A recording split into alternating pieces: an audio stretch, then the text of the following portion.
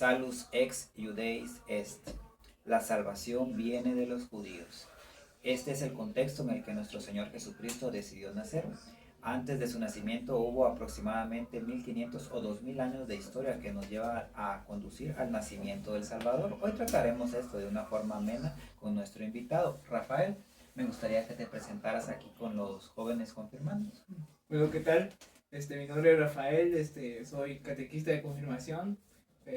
También a veces participo un poco en lo que sería lo que le decimos el coro de confirmación y también en lo que es la grabación de este podcast. Excelente, muchas gracias por tu presentación. Me gustaría ver el Nuevo Testamento desde un aspecto más humano, porque muchas veces si nos acercamos solo a la palabra puede parecer un poquito fría. ¿A qué me refiero?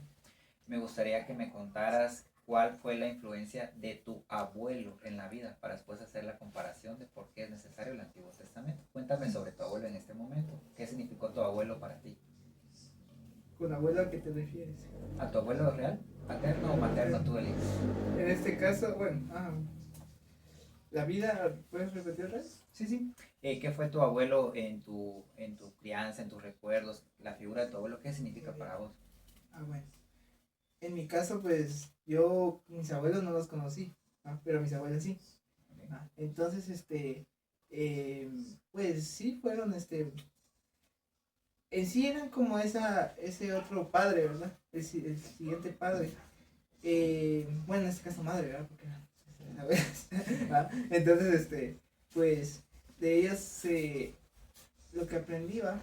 Era pues como un poco ese sacrificio que se hacía por el otro, ¿va? Por sus hijos, por sus nietos en este caso, ¿va? El amor, ¿va? Que el amor era lo que hacía eso, ¿va? Como ella pues llegaba y pues nos traían cosas, ayudaba a mi mamá y todo eso, ¿verdad? Se ponía así a nuestro servicio, se podría decir, ¿verdad? ¿Y por qué? Por ese amor que nos tenía, ¿verdad? Fue definitivamente en la ayuda de la crianza de Rafael. Ahora me gustaría que nos contaras cómo adaptaba sus consejos, porque muchas veces nuestros abuelos nos dan su contexto, ¿va? En la época que a ellos les tocó vivir. ¿Recuerdas un consejo que lo puedes aplicar en tu vida hoy, aunque sea algo de viejitos? Como mi hijo no hagas esto, mi hijo tiene que hacer esto. Bueno, ahorita que me recuerdes de un consejo así, para decirlo, no, pero sí me acuerdo de enseñanzas, ¿verdad? Por ejemplo, más bien un regaño que me dio, porque una vez estaba lavando las camisas, ¿va? Estaba lavando la ropa ahí, y pues me mostró, solo yo estaba ahí, ¿va? Entonces me mostró, mire, esta mancha que está aquí, no la puedo quitar, y mire, no manchen su ropa así, porque mire, me cuesta y no pude sacarla. Y yo me quedé pensando, bueno, solo estaba yo ahí, recibí el regaño. Pero que si al final yo recordaba que ya había sido el que hizo la mancha, ¿no? Entonces dije, ay, no, bueno. Entonces, esas pequeñas enseñanzas, ¿verdad? Los errores que uno va haciendo, pues a pesar así como tú decías, ¿no?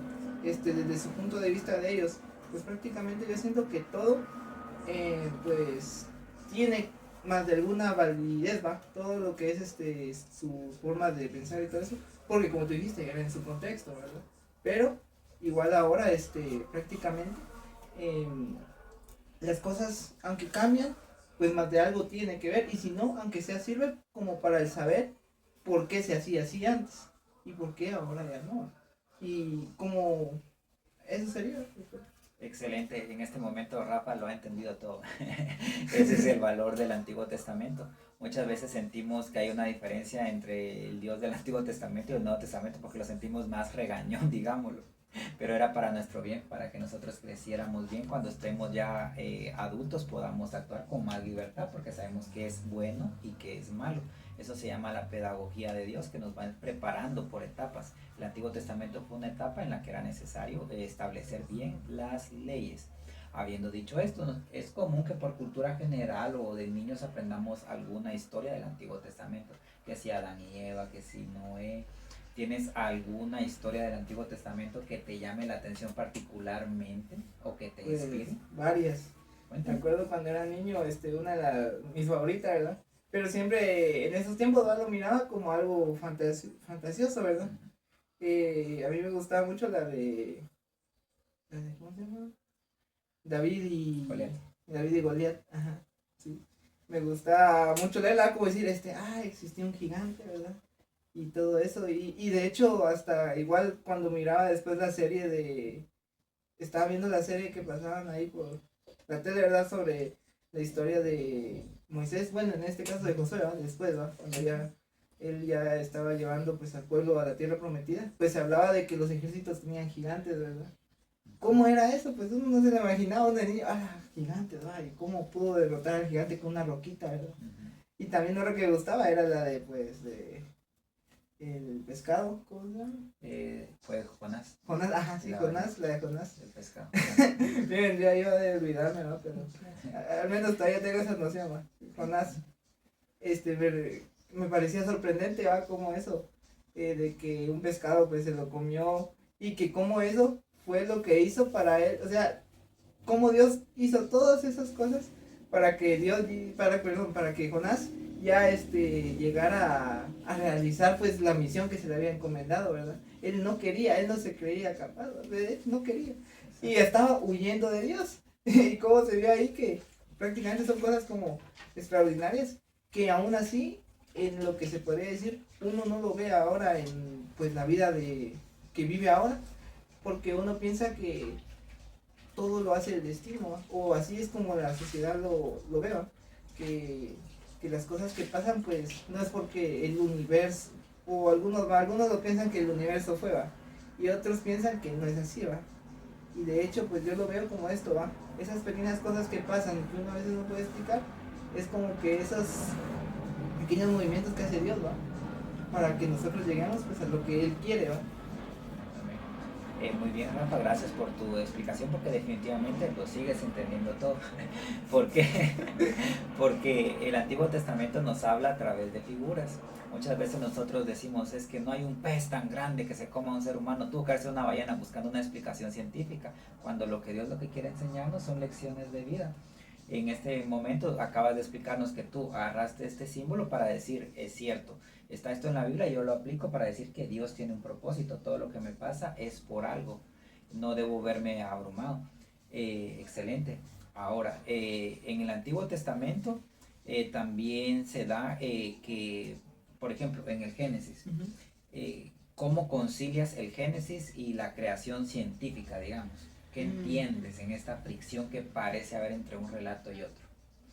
Por ejemplo, lo que decían esto del Big Bang, ¿verdad? Ajá, sí. Y la creación, pues, ¿cómo yo unifico? Sí, exacto, porque somos una sola persona, ¿cómo unificamos los dos relatos? Sí, de hecho yo cada vez estaba escuchando hace poco sobre eso de la teoría del Big Bang, ¿verdad? Y que decían pues que la hizo pues era católico, ¿verdad? Entonces era como que a veces la gente como que no termina de investigar todo, o como que quiere que digamos que la ciencia lo explique tal y como, o sea, como todo sea razonable, ¿verdad? Y pues no, como decía Ma, como hablábamos hace poco contigo, ¿verdad? De lo que era la razón y la fe, ¿verdad? Entonces ¿cómo concilio yo eso? Que sí pudo haber pasado el Big Bang, ¿va? Pero si pasó, fue ahí como se decía, ¿va? Tiene una causa, ¿verdad? Entonces es como la forma en que yo veo, ¿va? De que la naturaleza, ¿va? Los descubrimientos que se pueden hacer, se pueden, como que relacionar, casi que todo da a ese punto, ¿va? De que hay un Dios supremo y él es la principal causa de todo, ¿verdad? Exacto, exacto. Seguimos viendo que el Antiguo Testamento tiene una riqueza de símbolos maravillosos. ¿Qué es lo que abstraes tú del Génesis, su esencia? Que hay un creador, una causa para todo. Que no estamos al azar, no somos fruto ciego de un montón de materia que choca sin sentido, sino que Dios tiene un plan para nosotros y comenzó desde materia muy básica y fue evolucionando poco a poco, porque Él puede hacer que las cosas pasen en el proceso que Él desee y lo podemos ver en el orden de la naturaleza. Es así como que tenemos que ir como que subiendo de las figuras a la verdadera enseñanza que nos quiere dar la Biblia, ¿verdad? No significa que Adán y Eva no hayan existido, sencillamente a nosotros no nos importa qué tan peludos eran, ¿verdad? Eso se lo dejamos a la ciencia. Esas son algunas lecciones que podemos ver. ¿Me puedes decir qué personaje del Antiguo Testamento te inspira? Hablaste de David, posiblemente puedas decir que es David, o si quieres decir otro que también te inspire, y por qué. Ah, bueno, del Antiguo Testamento, pues sí, más que todo era David, ¿verdad? Como ves el niño pequeño, ¿verdad? El niño como que el que menos, de hecho, acá ahorita está viendo, dicen, pues él era al que menos esperaban, ¿verdad? Y después era Dios al que había escogido, ¿no? Como Dios a veces hace eso, sus formas eh, son pues a veces difíciles de comprender para nosotros, ¿verdad? Es como Dios sabe por qué hace todo eso, ¿no? Entonces pues David, pues me parecía, igual Salomón, ¿verdad? Salomón, el rey. Sí, el rey Salomón, pues porque por eso, de que el pedir sabiduría, a mí me gustaba esa historia, de lo del partido de Leven 2, ¿verdad? Cuéntala, Sí. cuéntala, tal vez algunos no lo conocen Sí, y van a pensar que vamos para el partido de Leven 2. Sí, donde el rey Salomón llegaron dos madres, y llegaron peleando porque dice que el hijo que ella tenía no era el suyo, sino que era el de la otra madre, ¿verdad? Las dos madres, una había perdido a su hijo, ¿verdad? Y entonces la otra lo había, bueno, ya le estoy explicando todo, ¿verdad? Pero bueno, digamos así, habían dos madres, una tenía un niño y otra no. Entonces estaban peleando de quién era el niño, ¿verdad? Entonces, Salomón lo que dijo, ambas decían, ah, es mío, es mío, es mío. Entonces, Salomón, ¿qué hizo para saber de quién era el hijo? Pues dijo, tráigame al niño y pártanlo en dos y denle una mitad a cada madre. Entonces, ahí la mamá, la mamá que sí era la mamá del hijo, del niño, dijo, no, que no lo hicieran, ¿verdad? En cambio la otra dijo que estaba bien, va. Y entonces ahí el rey Salomón, pues de esa forma fue como, se dio cuenta de que la mamá que no quería que lo partieran en dos era la verdadera mamá. ¿Y por qué? Pues por el amor que le tenía, ¿verdad? La otra, pues como no era verdaderamente su hijo, y como sabemos, el amor de la madre, pues es uno de los amores más, grandes que hay aquí en la tierra. Entonces, por eso mismo se dio cuenta que ella no era, pues, la madre del niño. Excelente. ¿Qué tipo de historias hemos recorrido en esta breve entrevista? Cosas tan interesantes, cargadas de drama, de enseñanzas profundas, de figuras inspiradoras. Esto es el Antiguo Testamento, un conjunto de historias que fueron concebidas en la vida de un pueblo y que nos la heredan a nosotros. Muchas veces podemos nosotros estar interesados en ciertos lores, como le llamamos actualmente, ¿va? Que lores en los anillos de Star Wars, de tantas franquicias de The Avengers, Vengadores, ¿verdad? Tantas cosas. Pues también la Biblia tiene su lore y es súper interesante. Pero a diferencia de estos que son mera ficción, los de la Biblia tienen base histórica que está revestida de lenguaje poético y que es universal para todas las fechas. Fue útil hace 2000 años conocer esas historias por sus enseñanzas y es útil hoy porque sus enseñanzas están vigentes. ¿En qué momento dejará de ser vigente el amor de una madre que decida quién es la verdadera? Jamás. Ese es el valor del Antiguo Testamento. Pequeñas historias que nos van orientando hacia la plenitud de la verdad. ¿Y quién es la plenitud de la verdad? Dios. Así es, nuestro Señor Jesucristo que se encarnó y este era el desenlace del Antiguo Testamento, la culminación, y nosotros vivimos en esta nueva alianza, pero eso será otro video. Muchas gracias en serio por tu compañía el día de hoy, por tu experiencia y fue realmente de mucho gusto para mí. Estoy seguro que también para los jóvenes. Gracias por tu naturalidad. Solamente antes, Bueno, otra historia, lo de la Torre de Babel. Ajá. Yo me recuerdo cuando estaba en básico, ¿verdad? Yo iba leyendo la Biblia y estaba leyendo eso. Entonces, estaba con mi tío y pues le pregunté sobre eso, ¿verdad? Sobre la Torre de Babel, de los idiomas, ¿no? ¿Pero por qué? Porque yo lo estaba viendo así como que muy específico, como lo dice la Biblia, como tú decías aquí, ¿verdad? Se habla, digamos, la Biblia no es que sea tal y tal así como está en estas historias, ¿verdad? Sino que tiene ese como lenguaje poético, ¿verdad? Porque yo como que tomaba esa forma, que la Torre de Babel, ahí Dios creó los idiomas, pero ahora mi pregunta es, para ti, ¿va? ¿Qué entenderías tú? Porque yo desde ese momento, acá con mi hijo, mi tío, ¿va? No es así, no es así. los idiomas fueron una mezcla que pasó conforme así me hablaba de pues las aldeas, los lugares que están ahí, por ejemplo, civilizaciones o pueblos ahí que así, por ejemplo en las Amazonas, ¿verdad? Que hay algunas ahí, y pues ellos tienen su forma de hablar, ¿no? Ya no es igual. Entonces, él me estaba explicando, digamos, desde toda la forma racional, ¿no?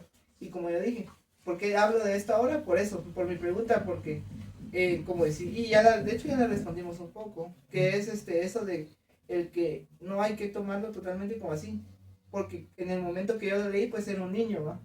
Entonces totalmente estaba entendiéndolo de esa forma, ¿va? Como, la Torre de Babel, se hicieron los idiomas, pero ahora que lo estaba volviendo a leer, me di cuenta que el mensaje que yo le encontré ahora es el de que eso pasó, que Dios no quiere que nosotros nos volvamos, ¿cómo se llama? Que nos egoístas, ajá, porque ellos lo que querían hacer eran ser reconocidos, ¿verdad? Eso era su verdadero propósito, ¿no? Entonces, efectivamente, la Biblia dice, la Iglesia Católica nos enseña que el primer significado es el literal, porque sí tiene una base histórica, que era la Torre de Babel. Esos edificios eran llamados zigurats, eran observatorios astrológicos. Ellos predecían el futuro. En ese momento era normal que ellos creyeran que si Venus está acá y Marte está acá, pues va a pasar esto. Ahora nosotros sabemos que esto no es así, pero en esa época así se pensaba. Ellos querían hacer uno tan alto porque entre más alto estuvieran, mejor iban a ver las estrellas, iban a tener mejores predicciones según ellos, iban a lograr dominar el mundo. Esa es la base histórica, de ahí nace la leyenda, no la leyenda, sino la figura poética de la Torre de Babel, que es este pueblo que quiere hacerse a sí mismo Dios porque quiere predecir el futuro, ya no depender de la voluntad de Dios, sino ellos apropiarse de la historia de la vida, ¿va? De pasado, presente y futuro, y dominar este poder. ¿Y qué hace Dios? Pues la bota. ¿Por qué? Porque el ser humano no puede predecir el futuro. ¿Cuántas personas viven obsesionadas por leer el horóscopo? Y spoiler, es mentira. No va a pasar. Pues esa es la lección de la Torre de Babel, no creernos tan grandes como para querer encontrar conocimiento donde no lo hay. Es tan tonto querer encontrar el futuro en las estrellas como ir a la carnicería y pedir que te vendan verduras, ¿va? Sí. Son diferentes Bolas cosas. de mono, hijo. Y esa sería la lección del Antiguo Testamento. Son historias con base, valga la redundancia, disculpen, histórica, real, pero revestida de lenguaje poético y que nos dan enseñanzas que son universales. Funcionarán en el pasado, funcionan hoy y funcionarán hasta que nuestro Señor venga en gloria y majestad. Esa es nuestra fe, la fe de la Iglesia. Muchas gracias nuevamente. Sí. Pero gracias por enriquecer el tema. Realmente creo que son dudas que pueden surgir y que también pueden consultar con su catequista de confianza. Dios los bendiga.